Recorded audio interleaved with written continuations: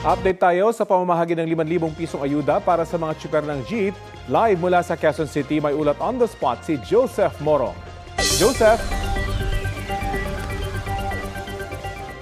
Rafi, sa tanghaling tapat ay dagsa pa rin yung mga jeepney drivers na nandito sa Quezon City Memorial Circle na para makakuha sana ng 5,000 ayuda mula sa DSWD.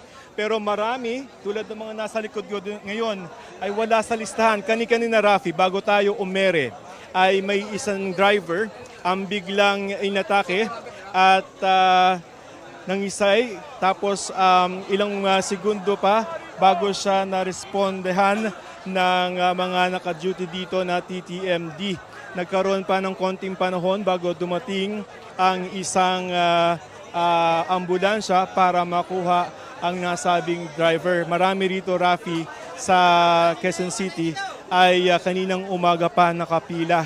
At ngayon nga ay tanghali na, mainit na yung sikat ng araw. At nagtataka sila kung bakit wala ang kanilang mga pangalan sa listahan.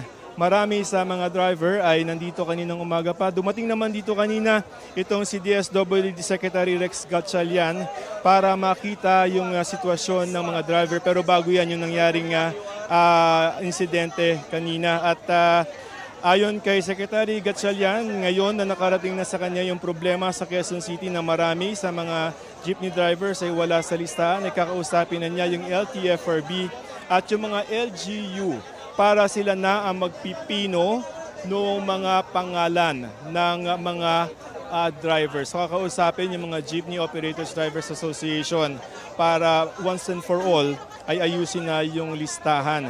Narito ang pahayag ni Secretary Gatchalian.